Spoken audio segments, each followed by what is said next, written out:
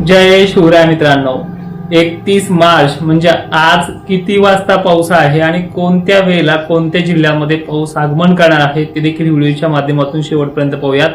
आणि महाराष्ट्रामध्ये काल बऱ्याच ठिकाणी 30 तारखेला अनेक ठिकाणी अवकाळी पाऊस झालाय, जसं सांगितलंय त्यापेक्षाही काही ठिकाणी जास्त झालाय आणि ज्यांना सोडणार होतं किंवा जसं पेंडवलता आवाज गर्जना वगैरे होणार होती तशा पद्धतीने झालं देखील आहे। पण आज 31 तारखेला महाराष्ट्रात काही ठिकाणी अजूनही वातावरण सक्रिय राहणार आहे। त्यापेक्षाही पुढच्या 2-3 तारखा देखील सर्वाधिक जास्त असणार आहे, त्यामुळे सर्वांनी ह्या व्हिडिओकडे शेवटपर्यंत लक्ष द्यायचंय। तर बघा, आजची 31 तारीख जे पूर्व भागांमध्ये सध्या ढगाळलेलं वातावरण आहे ते खाली सरकून जाईल आणि ऐन दिवस मावळता संध्याकाळच्या वेळेला कोल्हापूर, बेळगाव, कर्नाटकच्या अनेक भागांमध्ये पावसाची शक्यता राहणार आहे। नांदेडमध्ये मोजक्या ठिकाणी, विदर्भ, मराठवाड्यातल्या जालना आणि उत्तर भागामध्ये तुरळक ठिकाणी आजचा पाऊस असेल। कालच्या सारखं भयानक वातावरण नाहीये। नाशिक, धुळे, मालेगाव क्षेत्र ह्या भागात मोजक्या ठिकाणी राहील। लातूरमध्ये सावंतवाडी, उदगीर, निलंगा पट्टा, दक्षिण लातूर परिसर, पूर्व लातूर परिसर, नांदेडचा काही आणि यवतमाळचा मोजका भाग आजच्या वातावरणाच्या रडारवरती आहे।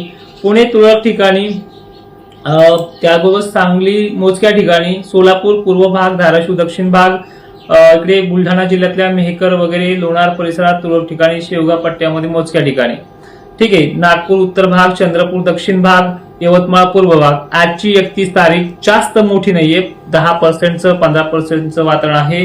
बीडमध्येही मोजक्या ठिकाणी, परभणीमध्ये मोजक्या ठिकाणी। आज मोजकं का म्हणतोय, कारण की तशा पद्धतीने आहे तसं बोलणार। जास्त असेल तर जास्त सांगणार, कमी असेल तर कमी सांगणार, पण तशा पद्धतीने वातावरण आहे। मग तुम्हाला हळद वगैरे सतर्क राहावं लागणार आहे का? आहे तरी सतर्क राहाच। मराठवाड्यातल्या आणि विदर्भातल्या शेतकऱ्यांना विनंती आहे की हे वातावरण तुम्हाला कमी जरी वाटत असलं तरी जिथे बी पडेल तिथे स्थानिक लेवलला बऱ्यापैकी नुकसान करू शकतं। त्यामुळे तुम्हाला 4-5 वाजेच्याही आसपास तुम्हाला तुमचा हळद वगैरे गोळा करून ठेवणं आहे।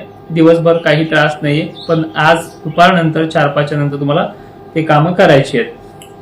तर उद्याची 1 एप्रिल महिन्याची सुरुवात वातावरणाच्या रडारवरती असलेला पहिला जिल्हा म्हणजे कोल्हापूर, कर्नाटकच्या बेळगाव, हुबळीपर्यंत मेघगर्जनेसह गारपिटीचा रडार बनलेला आहे। लातूर जिल्ह्यातही काही ठिकाणी उद्याचा उद्याचा जो काही पाणी आहे 1 एप्रिलचा परभणी, बीड जिल्ह्यात माजलगाव पट्ट्यामध्ये सुद्धा आहे। इथे विदर्भ मार्गे वातावरण लातूरकडे अजूनही जोर दाखवणार आहे। सोलापूर परिसरातही मोजक्या ठिकाणी आहे, सांगलीमध्ये आहे, जालन्यात तुरळक ठिकाणी आहे उद्याचा सुद्धा, बुलढाणा जिल्हा आहे, देऊळगावच्या परिसर आहे।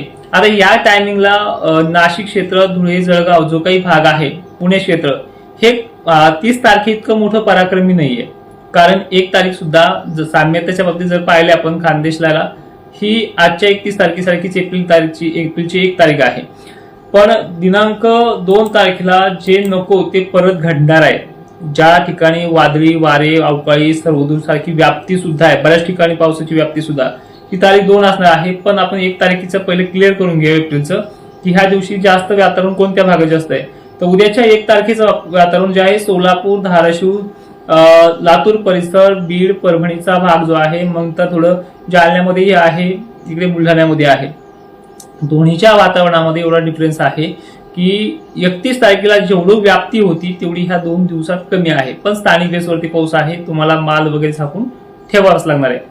तर आता पुढची 2 तारीख जी आहे ती खूपच खतरनाक, परत त्याच पद्धतीचं वातावरण घेऊन येणार आहे। विजांचा धोका, विजांचा कडकडाट, गरमीची लेवल, त्याचबरोबर वादळी वारे, अशा प्रकारच्या सर्व गोष्टी आहेत। तर जिल्हे बघा, एकंदरीत महाराष्ट्राच्या कमी अधिक प्रमाणात जर पाहिलं तर सर्व जिल्हे याच्यामध्ये आहेत। तर जास्त करून कोणता भाग हा सर्वाधिक जास्त असेल? पुणे, कोल्हापूर हा परिसर जास्त आहे, सांगली देखील भाग आहे, बेळगाव देखील आहे, बसव कल्याण देखील आहे। अहिल्यानगरची व्याप्ती सर्वाधिक जास्त राहणार आहे। छत्रपती संभाजीनगर आणि बुलढाणा, अकोला, जालना 1 नंबर व्याप्तीच्या बाबतीत राहील, जसं रात्री झाले 30 तारखेला सेम टू सेम ह्या 2 तारखेला होणार आहे।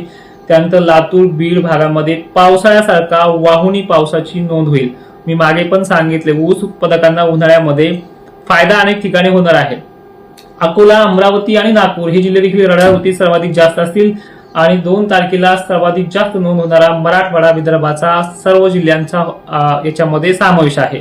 यामध्ये कमी अधिक प्रमाणात कुठे पाऊस राहू शकतो तर चंद्रपूर नांदेड पट्ट्यामध्ये थोडंफार या मराठवाड्याच्या पश्चिम भागाच्या आणि विदर्भाच्या अनेक जिल्ह्यांच्या तुलनेमध्ये ही भाग थोडीशी कमी आहेत। कधी 2 तारखेला पण पाऊस यांना सुद्धा आहे।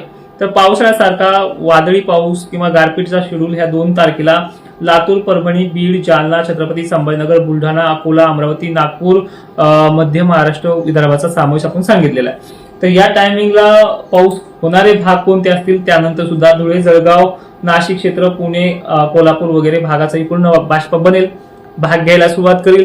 थोडा बदल झाला की तिथेही गारपीट होऊ शकते, ठीक आहे। पण या दिवशी गारपीट तिथे दाखवलेली नाही 2 तारखेला, पण तरीही या भागातली गारपीट मराठवाड्यात आणि विदर्भात आगमन करू शकते। विजांचा धोका तर जास्त आहेच, त्यामुळे सतर्क राहावंच लागणार आहे, ठीक आहे। आता 3 तारीख क्लिअरिटी बघा, अकोला, अमरावतीचा समावेश याही दिवशी 3 तारखेला। सोलापूरला मेघगर्जना आहे, अधिक वातावरण वादळी देखील आहे। बेळगाव, कर्नाटकचा 60% भाग कव्हर ऑफ होणार आहे। कर्नाटकला देखील अनेक ठिकाणी ह्या पावसाच्या सरी कोसळणार आहेत। कर्नाटक पश्चिम, कर्नाटक उत्तर हा भाग देखील आहे, त्यामुळे सोलापूरला, धाराशिवला देखील वादळी पावसाची शक्यता होऊ शकते, गारपीट देखील आहे। लातूर, नांदेड, अहिल्यानगर, बीड जिल्हा पुन्हा 3 तारखेला सुद्धा आहे। अकोला, अमरावतीसह जालना, छत्रपती संभाजीनगरचा समावेश या 2-3 दिवसांमध्ये सर्वाधिक जास्त राहील आणि अकोला, अमरावती, नागपूरला पावसाळ्यासारखी परिस्थिती 2 आणि 3 तारखेला आहे।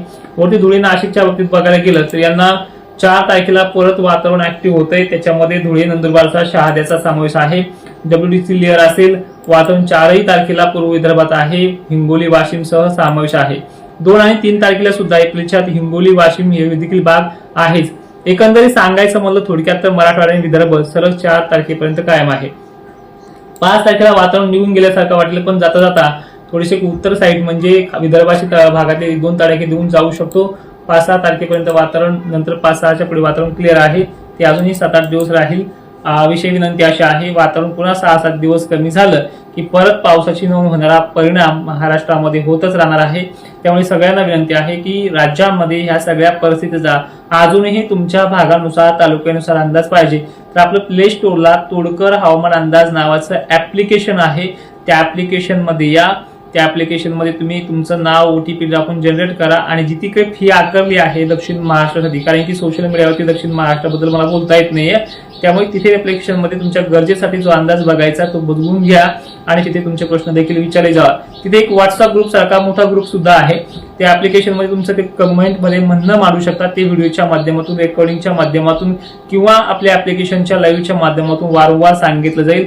आजही पाऊस आहे 31 तारखेला, पण एवढा कालच्या सारखा भयानक नाहीये, त्यामुळे 2-3 तारखेला परत कालच्या सारखी 30 तारखी परिस्थिती होऊ शकते, त्यामुळे सगळ्यांनी सतर्क राहा। जय शिवराय आणि धन्यवाद।